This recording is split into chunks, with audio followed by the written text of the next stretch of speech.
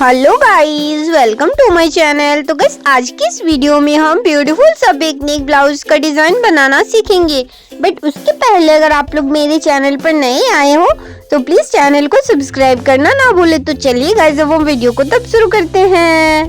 तो देखिए गाइस, मैंने यहाँ पे ब्लाउज की लंबाई 13 लिया है। शोल्डर और आर्म होल दोनों मैंने यहाँ पे 5.5 लिया है। ब्लाउज का चेस्ट का चौड़ाई मैंने यहाँ पे 8 इंच और 1.5 इंच एक्स्ट्रा लिया है। मैं यहाँ पे गले की चौड़ाई गाइस 2.5 इंच ले रही हूँ और गले की लंबाई मैं यहाँ पे 9.5 इंच ले रही हूँ। अब देखिए गाइस मैं इस पर किस तरह का डिजाइन का शेप बना रही हूँ। तो देखिए गाइस इस तरह से हमको डिजाइन का शेप बना लेना है। अब मैं इसको अच्छी तरह से कटिंग कर लूंगी।